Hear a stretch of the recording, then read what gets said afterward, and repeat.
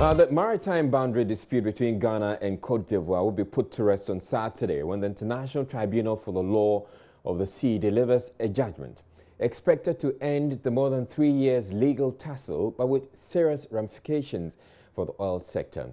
As has been said by the analysts who you heard in the Joy Business Report, should the ruling go against Ghana, the burgeoning oil sector will be severely impaired as the area in dispute holds a considerable amount of the country's crude reserves, some of which are already being exploited.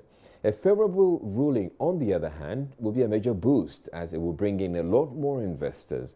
As we await the verdict, which should be known by noon on Saturday, we bring you a recap of the arguments advanced by the two countries. Let's first take a listen to agent for Côte d'Ivoire, Adama Tungara, on why the chamber should rule in favor of the French-speaking country. Mr. President, members of the Special Chamber, I shall now read out the final submissions from the Republic of Côte d'Ivoire. On the basis of the facts and law set forth in its written and oral pleadings,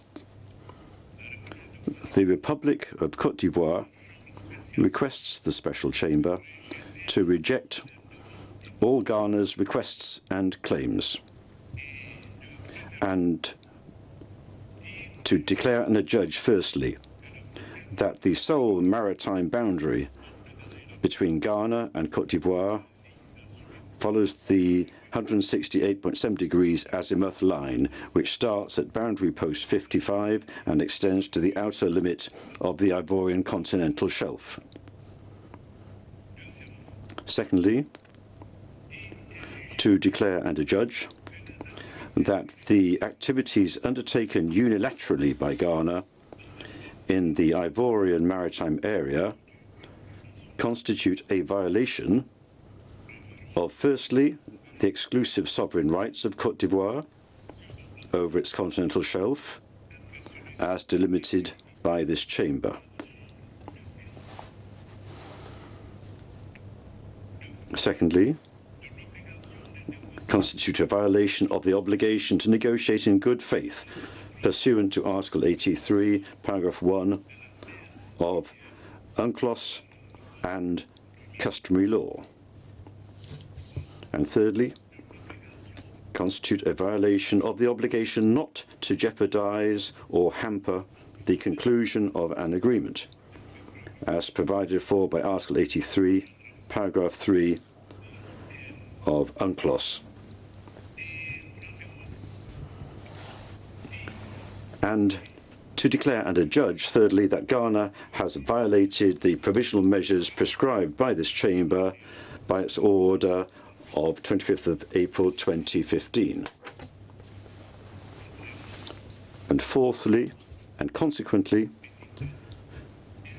A, to invite the parties to carry out negotiations in order to reach agreement on the arrangements for reparations due to Côte d'Ivoire, and B, to state that if they fail to reach an agreement within a period of 6 months, as of the date of the judgment to be delivered by the Special Chamber, said chamber will determine the amount of this compensation or the arrangements for reparations on the basis of additional written documents dealing with this subject alone. I thank you. Well, Ghana's Attorney General Gloria Kufu disagrees. She insists by virtue of Ivory Coast admitting the area belongs to Ghana for years, you cannot make a demand simply because oil is now available.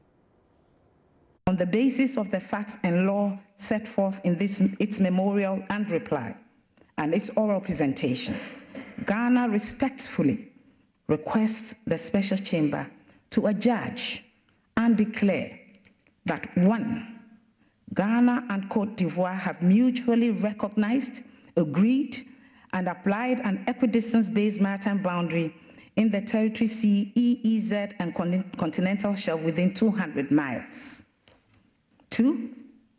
The maritime boundary in the continental shelf beyond 200 miles follows an extended equidistance boundary along the same azimuth as the boundary within 200 miles to the limit of national jurisdiction.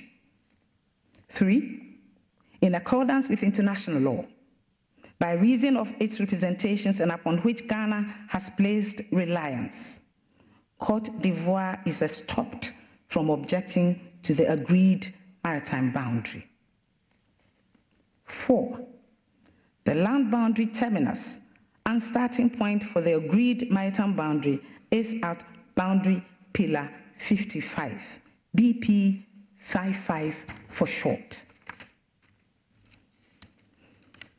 As per the parties' agreement in December 2013, the geographic coordinates of BP 55 are 5 degrees, 5 minutes, 28.4 seconds north, and 3 degrees, 6 minutes, 21.8 seconds west in WGS 1984 datum.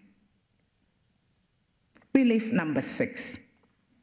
Consequently, the maritime boundary between Ghana and Côte d'Ivoire in the Atlantic Ocean starts at BP 55, connects to the Kashmir equidistance boundary mutually agreed by the parties at the outer limit of the territorial sea, and then follows the agreed boundary to a distance of 200 miles.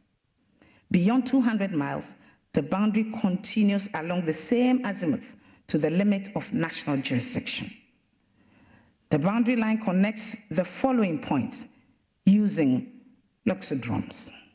Point CEB1, that is at the land boundary terminus, is at latitude 5 degrees, 5 minutes, 28.4 seconds north, and longitude 3 degrees, 6 minutes, 21.8 seconds west.